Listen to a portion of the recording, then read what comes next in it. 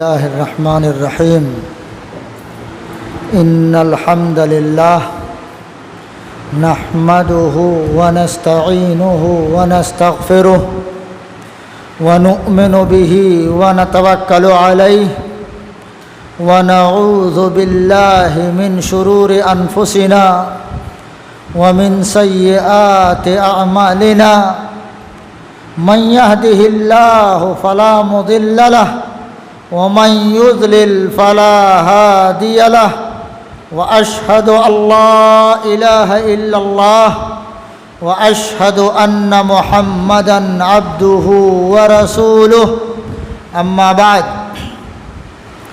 فإن خير الحديث كتاب الله وخير الهدى هدى محمد صلى الله عليه وسلم وشر الأمور محدثاتها وكل محدثة بدعة وكل بدعة ضلالة وكل ضلالة في النار فأعوذ بالله السميع العليم من الشيطان الرجيم بسم الله الرحمن الرحيم يا أيها الذين آمنوا اتقوا الله حق تقاته ولا تموتن إلا وأنتم مسلمون يا أيها الناس اتقوا ربكم الذي خلقكم من نفس واحدة وخلق منها زوجها وبث منهما رجالا كثيرا ونساء واتقوا الله الذي تساءلون به والأرحام إن الله كان عليكم رقيبا يا أيها الذين آمنوا اتقوا الله وقولوا قولا سديدا يصلح لكم أعمالكم ويغفر لكم ذنوبكم ومن يطع الله ورسوله فقد فاز فوزا عظيما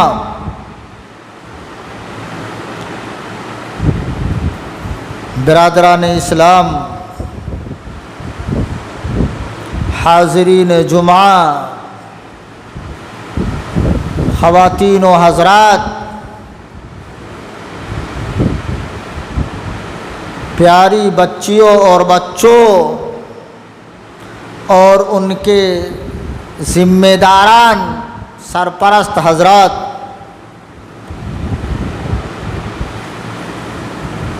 یہ ایک ایسا مسئلہ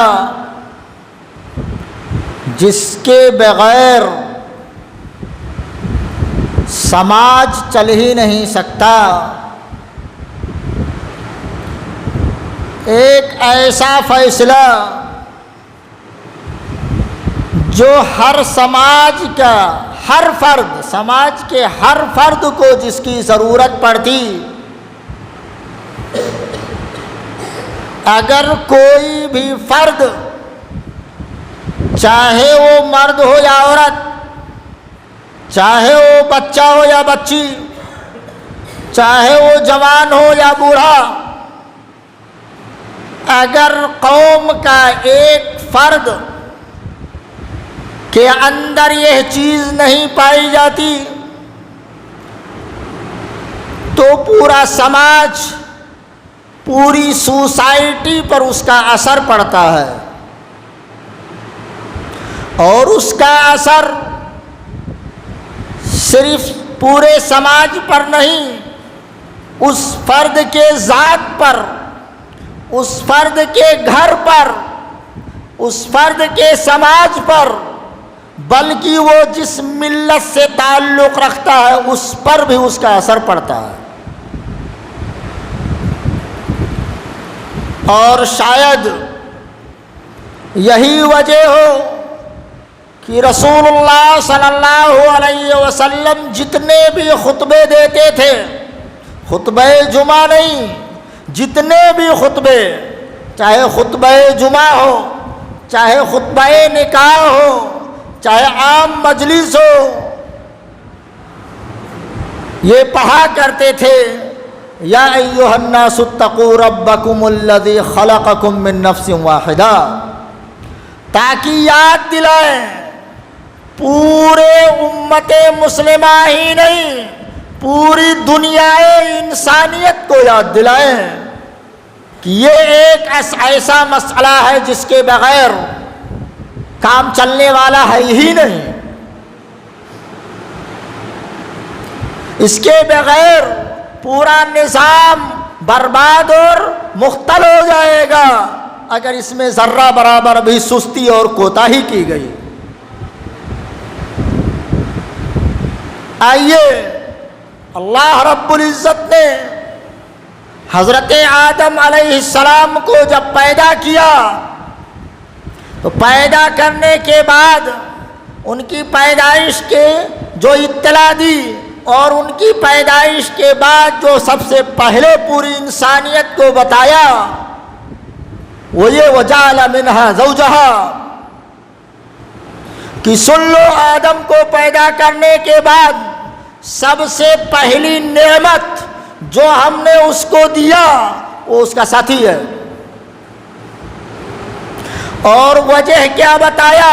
لِيَسْكُنَ إِلَيْهَا تاکہ اپنے جسمانی، اپنے ذہنی، اپنے سماجی تمام چیزوں سے سکون حاصل کرے۔ تو ساتھی اس لیے دیا اس کو بنانے کے بعد سب سے پہلے تاکہ اس کو سکون حاصل ہو، قرار حاصل ہو، جس کا مطلب کیا نکلا کہ اس زمین پر آنے کے بعد انسان کو اس کے بعد ہی اس کے ساتھی کی ضرورت پڑتی ہے۔ یہی نہیں، اللہ رب العزت نے اطلاع دیا ہمیں وَمِنْ آيَاتِهِ أَنْ خَلَقَ لَكُم مِّنْ أَنفُسِكُمْ أَزْوَاجًا لِتَسْكُنُوا إِلَيْهَا وَجَعَلَ بَيْنَكُم مَّوَدَّةً وَرَحْمَةً۔ اللہ کی نشانی ہے یہ، نشانی کا مطلب یہ عام طور پر ہوتا نہیں ہے۔ اللہ رب العزت پورے دنیائے انسانیت کو حیران کرنے کے لیے، اپنی قدرت کا مظاہرہ کرنے کے لیے یہ تمام چیزیں لاتا ہے، اس کو نشانی معجزہ کہتے ہیں۔ ہم نشانی کے نام سے نہیں جانتے، معجزہ کے نام سے جانتے ہیں، لیکن قرآن کریم میں اس کو آیت نشانی کہا گیا، یعنی یہ ایسا کام ہے جو ہوتا نہیں، ہم چاہتے ہیں تبھی ہوتا ہے۔ اور وہ نشانیوں میں سے ایک کیا ہے؟ بہت ساری نشانیاں، چاند پیدا کیا، سورج پیدا کیا، زمین پیدا کیا، آسمان پیدا کیا، بہت ساری نشانیاں۔ کہا ویسے ہی ایک نشانی یہ بھی ہے کہ آپ کے جسم ہی سے آپ کا ساتھی بنا دیا۔ وَمِنْ آيَاتِهِ أَنْ خَلَقَ لَكُم مِّنْ أَنفُسِكُمْ أَزْوَاجًا، آپ میں ہی آپ کا ساتھی بنا دیا۔ یہ نہیں کہ مرد کو کے لیے بیوی بنا دیا یہ ساتھی ہے، نہ، عربی زبان میں زوج بیوی کو نہیں کہتے، ساتھی کو کہتے ہیں، یعنی مرد کے لیے بیوی کی شکل میں اور عورت کے لیے شوہر کی شکل میں بنا دینا یہ اس کی نشانی ہے۔ اور اللہ رب العزت کی نشانیوں کو اپنانا، اس سے عبرت حاصل کرنا ہر مسلمان پر ضروری ہے۔ وَمِنْ آيَاتِهِ أَنْ خَلَقَ لَكُم مِّنْ أَنفُسِكُمْ أَزْوَاجًا، مقصد کیا تھا؟ لِتَسْكُنُوا إِلَيْهَا، تاکہ آپ اپنے ذہنی، اپنے جسمانی، اپنی تمام پریشانیوں کو اس سے شیئر کر سکیں۔ وہاں جا کر کے اس سے جب شیئر کریں گے تو آپ کو سکون حاصل ہوگا۔ وَجَعَلَ بَيْنَكُم مَّوَدَّةً وَرَحْمَةً، اور آپ کے درمیان محبت، مہربانیاں پیدا کر دیا۔ تصور کیجئے وہی لڑکا وہی لڑکی کبھی ایک اجنبی کی شکل میں ایک دوسرے کو کے پاس نہیں جا سکتے تھے، لیکن اللہ رب العزت نے ایسی محبت پیدا کیا، ایسی الفت پیدا کر دیتا کہ وہی ایک دوسرے کے لیے جان لٹانے کے لیے تیار ہو جاتے ہیں۔ یہ نشانی ہے اللہ رب العزت کی۔ اور کیونکہ یہ صرف حکم نہیں تھا، یہ انسانی فطرت کا تقاضا تھا کہ انسانی فطرت اس کے بغیر چل ہی نہیں پاتی۔ انسان کا بناوٹ، انسان کی ساخت ایسے انداز میں بنائی گئی کہ اس کے بغیر کام چلنے والا تھا ہی نہیں۔ اسی لیے صرف انسانوں کے لیے نہیں، اپنے برگزیدہ بندوں کے بارے میں رب کائنات نے کیا اطلاع دیا کہ ہم نے آپ کے پاس بہت سارے رسول بھیجے، انا ارسلنا الیکم رسلا، ہم نے آپ کے پاس بہت سارے رسول بھیجے، وجعلنا لهم ازواجا وذریا، رسول جتنے بھیجے ہیں ان کے لیے ہم نے بیویاں اور بچے پیدا کیے ہیں، یعنی تمام ایک آدھ کو چھوڑ کر، یعنی نبیوں کی سنت، نبیوں کے کا طریقہ یہ رہا ہے کہ نبیوں کے پاس بیویاں تھیں، نبیوں کے پاس بچے تھے۔ آپ آدم علیہ السلام کو دیکھیے، سب جانتے ہیں جب زمین کے انسانوں کی شروعات ہی انہی سے ہوئی تو بغیر بیوی کے کیسے ہوگا؟ ان کے پسلی سے حوا کو پیدا کیا اور وہاں سے بیوی اور ذریت بنا دیا۔ نوح علیہ السلام جو سب سے پہلے رسول ہیں، جانتے ہیں کہ ان کی بیویاں تھیں، ان کے بچے تھے۔ رسول اللہ صلی اللہ علیہ وسلم جو آخری نبی اور رسول ہیں، جانتے ہیں کہ انہوں نے 11 شادیاں کی ہیں، ان 11 میں سے 11 سے آپ کے پاس 7 بچوں کی پیدائش ہوئی۔ اس سے یہ پتہ چلتا ہے کہ یہ صرف فطرت کا تقاضا نہیں ہے، بلکہ یہ سماج کی، سوسائٹی کی ایک ایسی ضرورت ہے جس کے بغیر کام چلنے والا نہیں ہے۔ اور اسی لیے آپ اور آگے چل کر کے دیکھیں گے تو کیا پتہ چلے گا کہ جہاں بھی اس نظام پر سختی کی گئی تو وہ گھر، وہ سماج ایسے طوفان میں پھنستا ہے کہ پھر وہ طوفان رکنے کا نام نہیں لیتا۔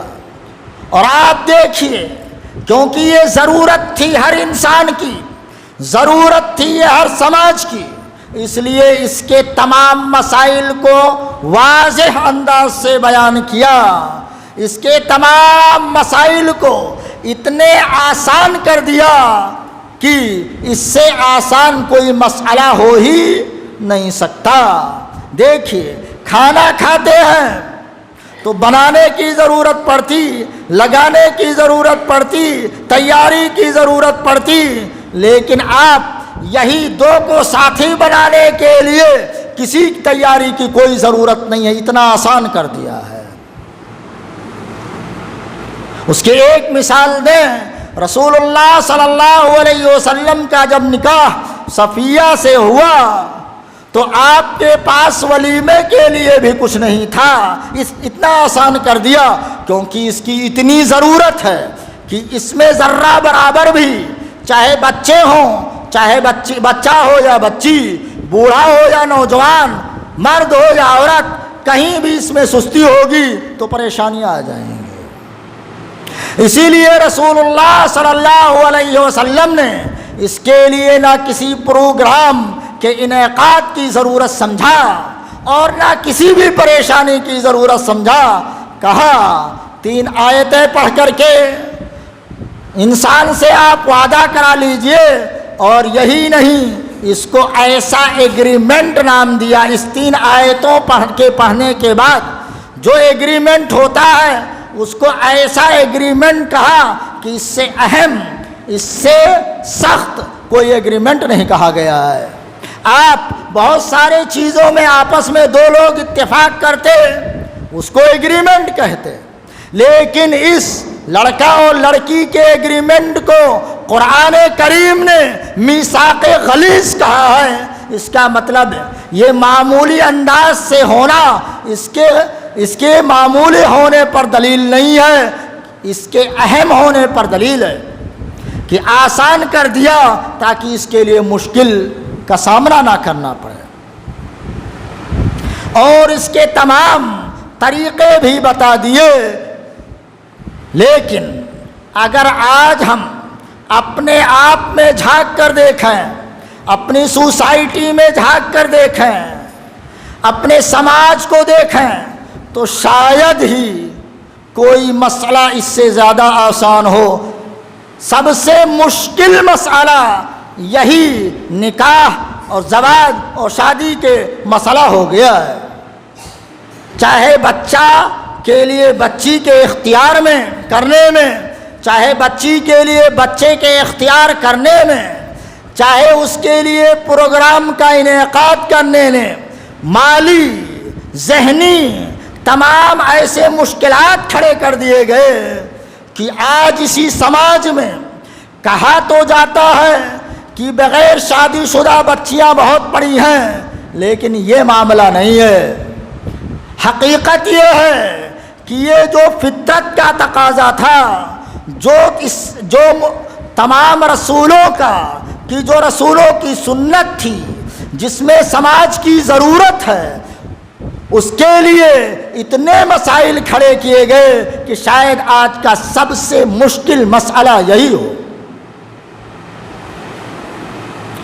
اور رسول صلی اللہ علیہ وسلم کی وہ حدیث یاد آتی ہے، ان الدین یسرن، سارے دین کے مسائل آسان ہیں، رسول نے کہا ہے، وَلَن يُشَادَّ الدِّينَ إِلَّا أَحَدٌ إِلَّا غَلَبَهُ، لیکن جب بھی کوئی دین میں سختی اپناتا ہے تو یہ سختی اس پر غالب ہو جاتی ہے، یہاں تک کہ وہ اس سختی کے نیچے ایسا دبتا ہے کہ اٹھنے کا نام نہیں لے پاتا۔ یہی ہم نے آج اس مسئلے کے ساتھ کیا ہے، جس کی وجہ سے ہمارے بچے سکون کے تلاش میں پتہ نہیں کہاں کہاں چلے جاتے۔ پڑھنا تو نہیں چاہیے، لیکن کہہ دیں جیسا کہ غالب نے کہا تھا کہ مجھے پینے کا شوق نہیں، پیتا ہوں غم بھلانے کو۔ ایسے جب ہمارے بچے اور بچیاں جب اپنے سکون کے تلاش میں سکون کو نہیں پائیں گے تو اسی سکون کو حاصل کرنے کے لیے غلط راستے پر جائیں گے، اور پورا سماج دب کر کے رہ جائے گا، اور اس کے ذمہ دار پورا سماج ہوگا، ایک دو نہیں ہوں گے۔ بخیر میں دعا ہے کہ اللہ رب العزت ہمیں جو دین کے مسائل بالکل آسان ہیں اس کو آسان کرنے کی توفیق دے، اس میں مشکلات نہ کھڑی کریں۔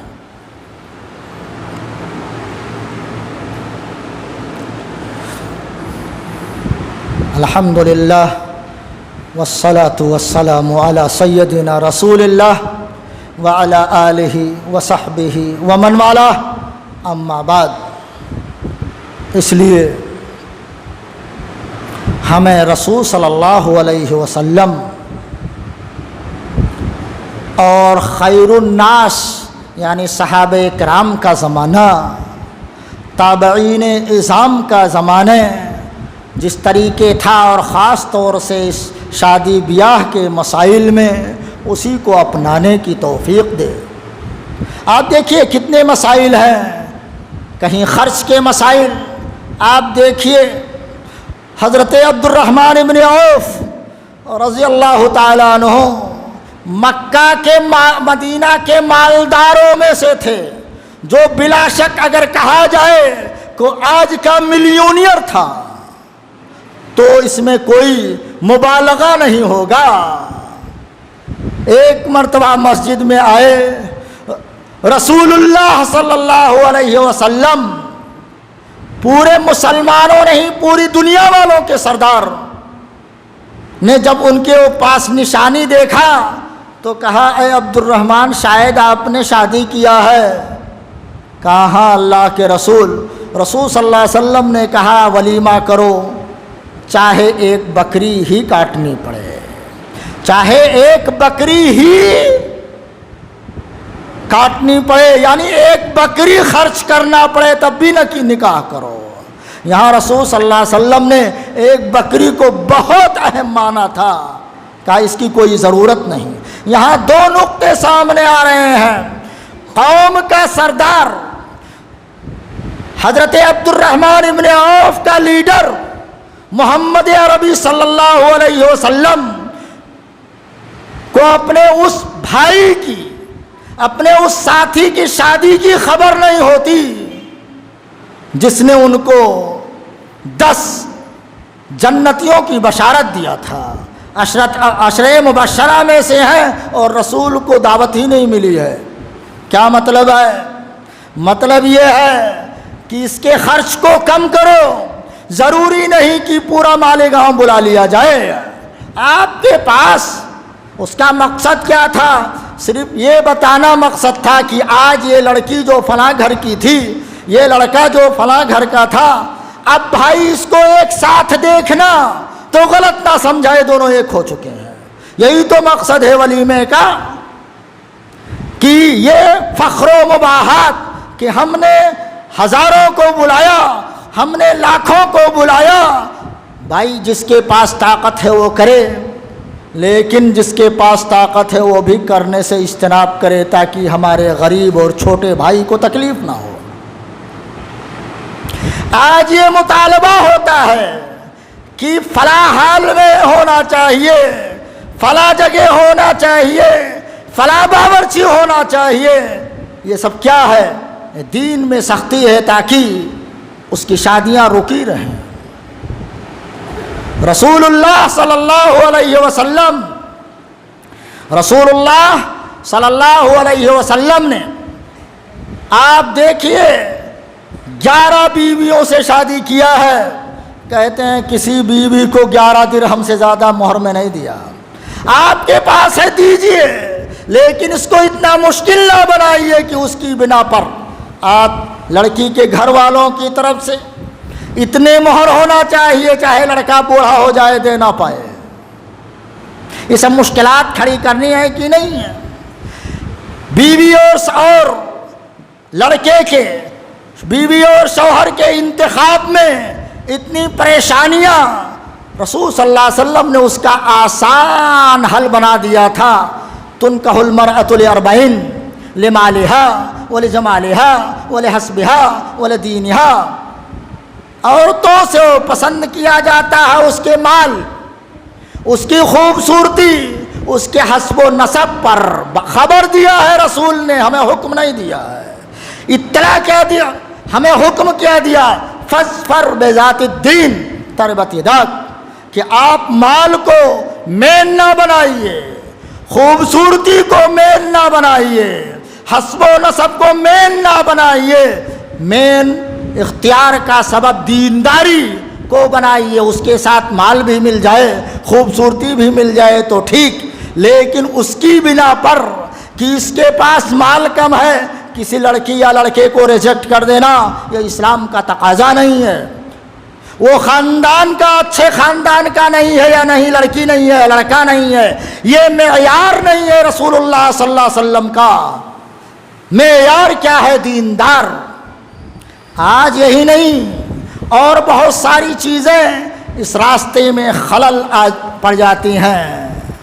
ایک بچی کو، صرف بچی کا مسئلہ نہیں ہے، ایک بچہ ہو یا بچی، آپ بچپن سے جانتے ہیں کہ وہ دیندار ہے، وہ بھی بااخلاق ہے، چاہے بچہ ہو یا بچی، لیکن آگے چل کر کے جب پوچھیں گے نوکری اس کی کیا ہے، بچی کماتی کیا ہے، اس کو کتنا مال ملے گا، یہ تمام چیزیں رسول صلی اللہ علیہ وسلم نے ریجیکٹ کر دیا ہے۔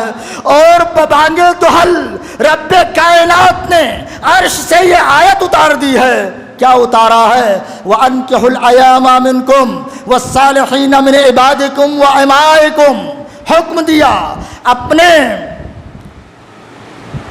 غیر شادی شدہ عورتوں کی، چاہے وہ باکرہ ہو، اس کی شادی ہی کبھی نہ ہوئی ہو، یا وہ شادی ہوئی تھی کسی وجہ سے طلاق ہو گئی ہو، یا شادی ہوئی تھی آدمی کا انتقال ہو گیا ہو اس کو ایّم کہتے ہیں۔ پوری لڑکیوں کی حکم دیا سماج کو، انکحوا الایام منکم والصالحین من عبادکم وامائکم، سب کی نکاح کر دو، اور اعلان کیا بتایا، مال کو بیچ میں نہ لاؤ کہ فلاں لڑکا غریب ہے کھلائے گا کہاں سے، فلاں لڑکی اس طرح ہے کیسے رہے گی، ان یکونوا فقراء یغنکم اللہ من فضلہ، عرش والے نے اعلان کیا ہے اگر وہ فقیر ہے تو اللہ اپنے فضل سے بے نیاز کر سکتا ہے۔ یعنی مال کو اس کو نہ بنا، اس کا معیار ہرگز نہیں بنانا چاہیے۔ رسول اللہ ایسے ہی عمر کو، آج بہت سارے ہماری بہنیں جب آتی ہیں ہم سے ہی پوچھا گیا مولانا لیٹ سے شادی ہوئی، بچے نہیں ہیں، دعائیں کر دیجئے۔ دعائیں تو سب کو کرنا چاہیے، ایسی بات نہیں ہے۔ کس نے اجازت دی اس سماج کو کہ اس کی شادی لیٹ سے کریں؟ آج بہانہ بنایا جا رہا ہے، لڑکا پڑھ رہا ہے، لڑکی پڑھ رہی ہے، کیا صحابہ کرام کے ہاں نہیں پڑھتے تھے؟ کون ہو پائے گا ابو بکر جیسا خلیفہ جس نے پورے سماج کو چلا کر کے دکھایا؟ کیا شادی نہیں تھی ان کی؟ ارے تصور کرو، یاد کرو مسلمانوں، رسول اللہ صلی اللہ علیہ وسلم کو جب پریشانی آئی، آپ کا یہ کندھا کانپنے لگا ڈر کی وجہ سے، تو کس نے تسلی دیا؟ خدیجہ نے تسلی دیا ہے۔ اگر وہ بیوی نہ ہوتی تو رسول کو پریشانی آ جاتی کہ نہیں آ جاتی؟ آپ کہو گے کہ خدیجہ مالدار تھی اس لیے رسول نے شادی کیا، رسول نے خدیجہ کو پیغام نہیں دیا تھا مالداری کی بنا پر، خدیجہ نے رسول کو پیغام دیا تھا، رسول نے ایکسپٹ کر لیا، مالداری کا کوئی اختیار نہیں ہے وہاں۔ اگر یہی ہے تو رسول صلی اللہ علیہ وسلم کی اکثر بیویاں جن کے شوہر کا انتقال ہو گیا تھا، ایسی ہے وہ بیویاں، آپ کیوں کرتے؟ مال کو، خوبصورتی کو، یہ خوبصورتیاں 2 دن میں ڈھل جائیں گی، یہ مالداری 1 دن میں ختم ہو سکتا ہے، لیکن جو الفت اور جو محبت ہوگی وہ کبھی نہیں آئے گی، اور دینداری ہی سے الفت اور محبت آ سکتی ہے۔ اس لیے تمام ذمہ داران حضرات ہوں، اور ہماری جو بچیاں ہیں ابھی چاہے طلاق کی بنا پر، ان کے آدمیوں کے انتقال کی بنا پر، یا کسی وجہ سے ابھی شادی ہی نہیں ہوئی ہے، ان کو بھی چاہیے کہ دیندار لڑکے کا انتخاب کریں۔ اب آپ کہو گے لڑکیوں کو انتخاب کا حق ہی حاصل نہیں، کس نے کہا ہے حق نہیں حاصل ہے؟ ہاں، ڈائریکٹ جا کر کے وہ دوسروں کی طرح خود نکاح نہیں کر سکتی۔ آئیے، موسیٰ علیہ السلام نے کہاں شادی کیا تھا اور کیسے کیا تھا؟ جب موسیٰ علیہ السلام جس سے شادی ہوئی 2 بہنیں تھیں، انہوں نے اپنے باپ سے کیا کہا؟ یا اب استاجرہ ان خیر من استاجرت القوی الامین، وجہ بتا دیا کہ اس کو نوکری دے دو، یعنی یہ لڑکا ٹھیک ہے، اب ہے، ہم میں سے کسی کا نکاح کر دو۔ اس کا ایک طریقہ ہے، کسی لڑکی کو کوئی لڑکا اچھا لگ رہا ہے، اپنے باپ کے پاس، اپنے ماں کے پاس جا کر کے کہ وہ ٹھیک ہے، آپ مجھے وہاں کیوں نہیں دے دیتے؟ حضرت ایسے ہی آپ اپنی بچیوں کو بھی جو اس کو چاہیں کہ دیندار ہے، نیک ہے، اس سے جا کر کے کہیں، ہو سکتا ہے اپنی غربت کی بنا پر، ہو سکتا ہے اپنی پریشانی کی بنا پر وہ آپ کے پاس نہ آتا ہو کہ یہ مالدار حسب و نسب کا آدمی ہے، ہم اس کے پاس اس کی لڑکی مانگنے کیسے جائیں؟ آپ خود جائیے۔ حضرت عمر رضی اللہ تعالیٰ عنہ حفصہ کا پیغام لے کر کے ابو بکر کے پاس گئے، عثمان کے پاس گئے، انہوں نے نہیں کیا کیونکہ ان کو پتا تھا رسول کریں گے۔ آپ کو پتا چلے کوئی دیندار ہے، خود جائیے، دوسروں کو پتا چلے دیندار لڑکا ہے، آپ اس سے پتہ لگائیے اور جائیے۔ لڑکے کو بھی چاہیے کہ جو اس کو اچھی لگ رہی ہے اس کے باپ کے ساتھ جا کر کے مانگے، ہو سکتا ہے مل جائے۔ رسول صلی اللہ علیہ وسلم نے نصیحت کرتے ہوئے پورے سرپرستوں کو کیا کہا تھا؟ اذا اتاکم من ترضون دینہ وخلقہ فزوجوہ، جب تمہارے پاس آ جائے کوئی ایسا لڑکا جس کے دین اور اخلاق پر آپ مطمئن ہیں تو فوراً شادی کر دو۔ یہ پورے آبا کو، پورے سرپرستوں کو یہ آرڈر دیا ہے رسول صلی اللہ علیہ وسلم نے، اور دھمکی دی ہے، الا تفعلوہ، اگر ایسا نہیں کرو گے تو کیا ہوگا؟ الا تفعلوہ، اگر ایسا نہیں کرو گے تو سماج میں فتنہ اور بہت فساد آئے گا۔ آئی بات سمجھ میں؟ یہی چیزیں دوسرے انداز سے پورے بچوں کو اور بچوں کے سرپرستوں کو آرڈر دیتے ہوئے رسول عربی صلی اللہ علیہ وسلم نے دیا تھا، یا معاشر الشباب من استطاع منکم الباءۃ فلیتزوج، جس کے پاس بھی نکاح کی طاقت ہے وہ ضرور شادی کرے، کیونکہ اس کے فوائد بتائے۔ رسول صلی اللہ علیہ وسلم سے محبت ہے، رسول صلی اللہ علیہ وسلم سے پیار ہے، ہم چاہتے ہیں کہ رسول صلی اللہ علیہ وسلم سے محبت کریں، تو محبت کا ایک تقاضا یہ بھی ہے کہ رسول صلی اللہ علیہ وسلم کی خواہشات کو پوری کی جائے۔ رسول کی خواہش کیا تھی آپ جانتے ہیں؟ تزوج الودود الولود فإنی مکاثر بکم الامم، نیک لڑکی سے شادی کرو، نیک لڑکے سے شادی کرو، کیونکہ اس سے نسل بڑھے گی اور میں تمام امتوں پر قیامت کے دن فخر کروں گا کہ میری امت زیادہ ہے۔ ہم لیٹ کریں گے تو ہمارے لیے مصیبت ہوگی، سماجی لڑکے لڑکی کی مصیبت ہوگی، اس لیے ہمیں چاہیے، یہ ایک ایسا موضوع ہے جس پر رسول صلی اللہ علیہ وسلم نے اور اللہ رب العزت نے قرآن حکیم کے اندر اتنے مفصل بیان کیا ہے کہ اس کو پڑھانے کے لیے مدرسوں میں مہینوں لگتے ہیں۔ یہ صرف ایک یاد دہانی تھی تاکہ آپ بھی اپنی ذمہ داری سے عہدہ برآں ہو جائیں، آپ کے بچے اور بچیاں بھی خوشی سے رہیں۔ ایک واقعہ سنا کر کے صرف بند کروں گا، ٹائم ہو گیا لیکن صبر کر لیجئے 2 منٹ۔ سعید ابن المسیب سب جانتے ہیں اور نہیں جانتے ہیں تو جان لیجئے، مسجد نبوی کا استاذ، مسجد نبوی کا سب سے بڑا اپنے وقت کا استاذ اور محدث مانے جاتے ہیں۔ ان کی لڑکی تھی عبد الملک ابن مروان کو بھی سب جانتے ہیں، جو اس وقت خلیفۃ المسلمین تھا اور بہت ہی بڑا خلیفہ تھا، یعنی اس کی دھاک پورے دنیا میں پھیلی ہوئی تھی۔ اس نے پیغام بھیجا سعید ابن مسیب کی لڑکی کے لیے، اپنے لڑکا ولید ابن عبد الملک کے لیے جو بعد میں ان کے خلیفہ بنا۔ سعید ابن المسیب نے انکار کر دیا۔ کیا کہا؟ ہمیں اللہ تعالیٰ نے اور رسول نے دیندار کا انتخاب کرنے کے لیے کہا ہے، مالدار کا انتخاب کرنے کے لیے نہیں کہا ہے۔ ہاں، آپ کے پاس مال کے باوجود دین ہے تو ہم پسند کریں گے، لیکن دین کے بغیر مال ہے تو ہمیں کوئی ضرورت نہیں۔ ان کا ایک شاگرد جو پڑھنے آتا تھا 3 دن نہیں آیا، کہا، پوچھا سعید ابن المسیب نے کہاں تھے بھائی 3 دن؟ کہا میری بیوی بیمار تھی، انتقال ہو گیا ہے، اسی کی خدمت میں لگا ہوا تھا، اب وہ انتقال کر چکی ہے۔ واقعہ لمبا ہے، لیکن سعید ابن المسیب نے پوچھا تو اس کے بعد تمہاری بیوی کون ہے؟ کہا نہیں ہے، مجھ سے کون کرے گا، میرے پاس صرف 2 درہم ہے، مجھ سے شادی کون کرے گا؟